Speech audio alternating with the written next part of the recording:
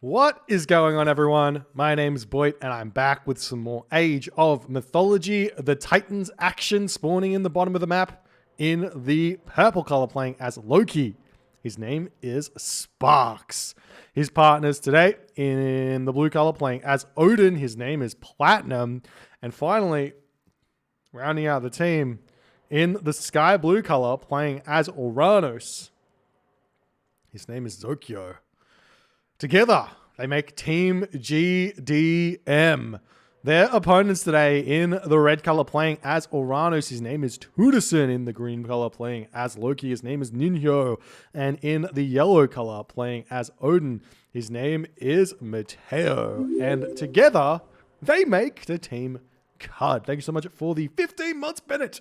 Appreciate you, my friend. This is currently 1-0 in this best of 5 series in the first round of the knockout stage of this team game tournament. I believe we called it Phoenix Reborn, but, you know, I can't remember. It could be Phoenix Rising, could be Phoenix Reborn. I can't remember, whatever. Onwards and upwards. It's second game. This means second home map. This map was picked by Team GDM, and we do see what looks to be a mirror matchup.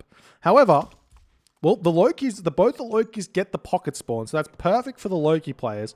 But we see it's a weird mirror match because the Uranus players are actually opposite each other, and the Odin players are opposite each other. So this is kind of nightmare situation for both teams in a way by picking the Odin.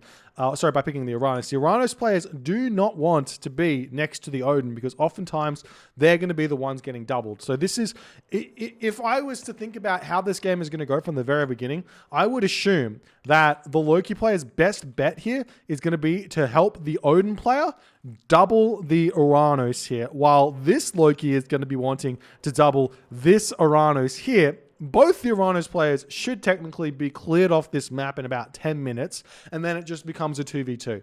That's how I see it. If at the very, very top level of play, that's how I see it, because I don't feel like Loki is going to have any success defending against the Loki plus Odin pressure with the Uranus here. That's my 2 cents on the whole thing here on this map. We'll see how it's going to go. We'll see how wrong I am. And I'm excited to see what's going to happen. The really cool thing about Frozen Wastes is you can get tons of goats into your base and eat all of that. And being aggressive and having map control effectively means that you get to eat the hunt in the middle of the map. So both players get a slight advantage for playing defensively or playing aggressively. The defensive player can be fine eating their goats. The aggressive player can be happy eating their hunt. And find advantages where that's concerned. So we'll see how it's all going to shape up here. Thank you for the Prime KOF virus. Please do not be infecting me with your viruses, but I appreciate your subscription nonetheless, as we do see a cheeky Mateo great hunt here. I'm not sure if he used it on those goats or not. He may have, but he's moving over here onto this hunt at this point. Definitely great hunting goats. Makes a lot of sense on this map here. Especially in team games where there's a Loki and everything. Oftentimes you actually don't want to be eating hunt in team games because unless it's completely secured, because your opponent is going to be able to, or your opponents are going to be able to raid you, kill your villagers, and losing villagers means you fall behind, and falling behind means you lose. Right? That's the logical conclusion there. As the Olfs are going to be roaming around this map looking for stuff to do, people to see, things to do, all the happiness will continue here. As the Raven searching around for someone to take down. Relics on this map, they are plentiful. We do see the Thunderclad Shawl here. Actually not going to be that much of a useful relic with all of the Norse players on this map. We also see over here the Staff of Dionysus. I actually really love this relic. I think this relic is great, but a lot of people despise this relic for whichever reason. Over here we see another relic. We have the Scarab Pendant here, an extra 100% bonus damage to buildings as the advanced times are going to be coming in. We see Forseti, Freya, Prometheus, plus the rest that I missed there. I think there was another Freya, another Forseti, and another Prometheus. I doubt that anyone's doing any sort of Heimdall shenanigans here. As we see Platinum dropping his double longhouses here, ready to start spamming out those Ulfsark as fast as he humanly can here. So we'll see how that's all going to shape up as Tunison going to be dropping his military buildings over here. The Raven flying through the base of Tunison. Not going to actually lose its life here, which is a little bit surprising after the amount of arrows that were shot at it, but does manage to scout the entirety of what's going on over there. Meanwhile, we also see something very similar here from Zokyo. Zokyo actually opting to get himself out an early catapultes here. I actually don't hate this because you can get the bonus from Valor getting created just that a little bit earlier as you get your 3 heroes out. But this catapult is not going to be useful against anything other than a myth unit, really, because his opponent is just going to be making himself Ulfsar, because we do see the Promethean coming in from Zokyo, hitting these villages. We even see Sparks coming in for a little bit of a raid here, so this is going a little bit opposite to what I would have thought would have happened. So we'll see if this is going to be working out or not for Team GDM, as Sparks is going to get cleaned up over here. The Prometheans do pick off 1 villager, though, so that's absolutely huge. Going to be really restricting that food income of Mateo here, as the Hersa coming back in onto this position. We do see the villagers decide, look, I'm not going to risk it anymore. Let's go back home. Not really what he wants to do, but it is what he is indeed doing, as we do see the Hersa of Ninho going to be coming over here, hitting the Odin here, who's actually going for raiding cavalry.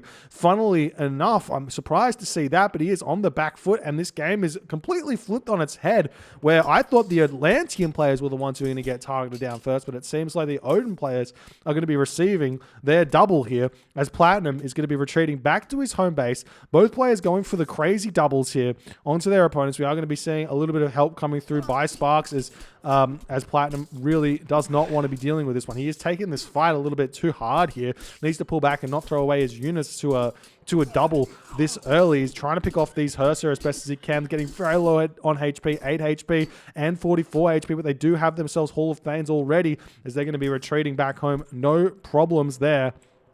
Not losing them is absolutely huge. Not only that, this is the Spied Hersa as well, so it's going to just walk all the way back to the base and get healed back up in that healing spring and be completely fine here, as it seems that our Odin player Mateo here is sat in his base. Zokyo here searching around. There's watchtowers up.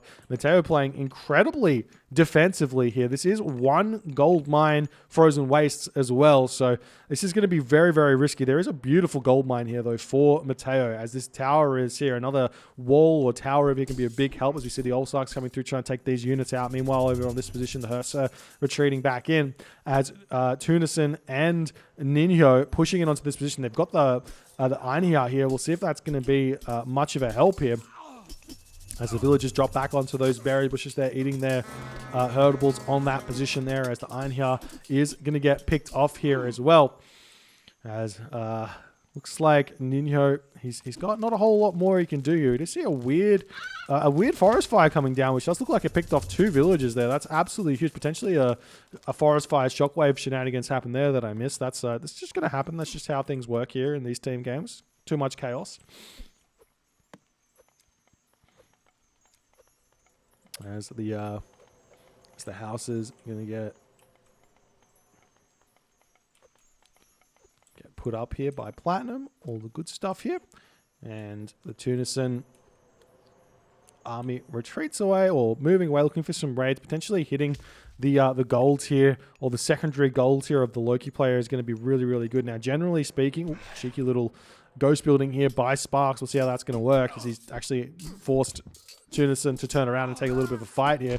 We do see the troll spawn coming in here. That can get cleaned out really, really easily with the heroes that the Tunison has here, as the troll going to be retreating away. But the point here is that normally, as we see a bit of a raid coming onto this position from Zokyo, looking for something to take out. He is way across the map here, trying to raid the Tyrannos, as a bit of a shockwave comes in, and Tunison going to be retreating away. So as I was saying, the thing about Loki and the thing about Norse in general is that gold normally expires really, really early. So there's this big timing from about 9 minutes to 10 minutes where the Norse player moves on to a secondary gold mine. You can see it's the same here for Platinum. It's the same here for Sparks. Over here, you can see this gold mine just about to expire for Mateo. Over here, this gold mine is about to expire as well for Ninho. Somewhere between 9 and 10 minutes, depending on how things are going. So if you know that timing in the back of your mind, you should be keeping an eye on that gold mine from about 9 minutes, or the gold mine that they want to go for. And generally speaking, in these frozen waste maps, there's only ever really one back gold mine a team, or two back gold mines a team. You can see 1, 2, and they're getting shared here by Team GDM, which is actually the biggest nightmare, because look at this.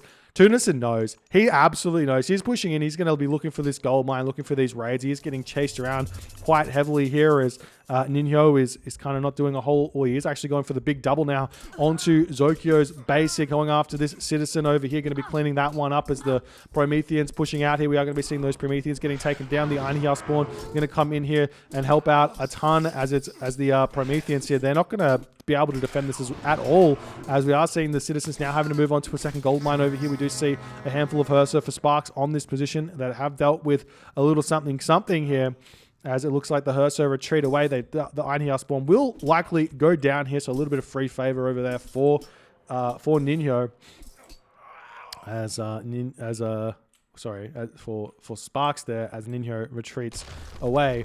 Meanwhile, these Hersa are looking for something to take out. Now, we do have to remember this is the gold mine that needs to be attacked here. We'll see if Ninho is going to be aware of this. He's got to kind of sneak through here as best as he can to get onto this gold mine. You can come around the back if you so choose here as well, as Tunison is still simply just running around the map looking for stuff to pick off, as he does spot the gold mine now. He can go after an ox cart or something, turn around, take this fight a little bit. He's got plenty of infantry units to actually take this fight, though the Hersa are here. They're a little bit scary. We do see a big raid coming in, though, by Ninho. Going to be taking down these villages absolutely beautifully here, as he's going to be retreating away after getting a couple of villager kills. Keeps the majority of his Hersa alive with that raid. Absolutely huge. Meanwhile, over here we do see the Ulfsark on this position, a little bit too scared to take this fight. They do have Lone Wanderer. They do have themselves medium infantry, but no extra upgrades on those Ulfsarks whatsoever, as they're going to be pulling back. We do see the Hersa coming through for Sparks now. Sparks has got to be aware there's gold mines to be attacked here. Where's the other gold mine? The other gold mine is obviously here as well. As you can see, that Tunison has made the right choice to go to the forward gold mine first in this situation here, whereas I think Sparks should have taken this gold mine over here, and Sokyo should have been able to get onto this spot. And we do see Mateo checking this gold mine, seeing nothing's there. So still jumping around, looking for stuff to attack, stuff to defend, and everything else. We see these Hersa still kind of like looking for something to attack. The walls are here. This is a beautiful wall by Mateo. It's going to give him all of the alerts he needs. And Sparks will have to take this down. He's going to, but Mateo can just retreat out this way. You can retreat back this way. But these units are very far away at this stage, so they're going to have to come back over here and defend. As we see some Ninho units coming in onto this position, the dwarves possibly going to be pulling back out over here. We'll see how that's all going to go, as the Loki Hersa doing all the damage that needs to happen over here. We are still seeing those Ulfsarks searching for something to attack. They still have not found this location over here, as the army mostly sitting idle over there for the time being. We see Skadi coming through for Mateo, as the wall immediately getting put back up over here. Meanwhile, we see Tunison retreating back. Looks like Platinum has defended nicely over here. He's getting himself his farms. He's completely fine in this position. Tunison's got 3 town centers, though, as we do see a forest fire coming in here. This could be huge, opening up this gold mine. I would have liked to see this gold mine get opened up, but I feel like the forest fire is actually going to help take down the manor as well once this tree starts burning, and that's exactly what's going to happen there as the citizens pop out here. There's going to be a ton of dead citizens of Tunison here, as he is forced to cast Shockwave there to try and get his citizens away, as Tunison is completely in disarray here. 1 citizen goes down, 2 citizens go down, 3 citizens go down. This is absolutely huge for Platinum, who's now on 2 town centers himself. He's done a ton of damage. He's just going to retreat back. We see the Stymphalian birds coming in here now. And Tunison is on 3 town centers. He's in the heroic age, but he's been cut off gold for the time being. Meanwhile, these Ulfsark over here still searching for something to do here, as the Platinum army retreats back, says, I've done my job, all good. But while this is happening, we do see Sparks chasing away some Ninho Hersa, as Ninho is going to be getting himself a second town center. Over here, we see Sparks moving straight through the base of, Mateo moving straight through the base of Sparks here. as he's searching for something to take out, but Sparks gets himself his own second town center, and we can see, look at this, we've got the Herso in for Ninho, we've got the Herso in for Sparks. Hell on the way for Ninho is going to be absolutely huge here, as you see flaming weapons getting thrown down onto this position. Ninho also going to be using his own flaming weapons. Will these armies be able to take this fight or not? It looks like Platinum not happy with this one. There is going to be a Frost in here, and he drops the Frost immediately onto this position. That's absolutely huge. Hits a ton of Tunisian villages, hits all of the army, and now the rest of these units are going to be able to continue putting the pressure on. Surely you cast Frost here from the perspective of Mateo, but Mateo is up Balder. Mateo has had enough of this game, and he says, I want this one to finish here. We see the Frost getting thrown down onto this position as the army gets mostly stuck in its tracks there. Hell comes through though for Ninho, going to be dropping the Nidhogg down over here right now onto this position.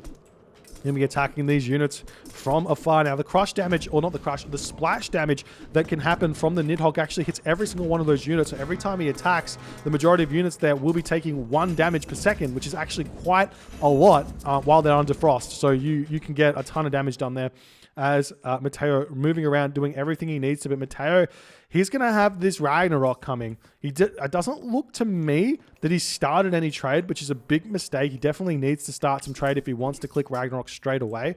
But he's going to have Ragnarok against 3 civilizations that have, in reality, no counter infantry. There's no Hypaspis, there's no Axemen. So Rag here is incredibly strong. And it looks to me like Platinum is nowhere close to Ragnarok. He's actually started his trade route. Oh, that's beautiful there. We see the Stymphalian bird coming in, cleans up that throwing axeman, as these Stymphalian birds are going to be doing so much damage to Platinum and Sparks here. Both of these guys, they need to get some throwing axeman over here.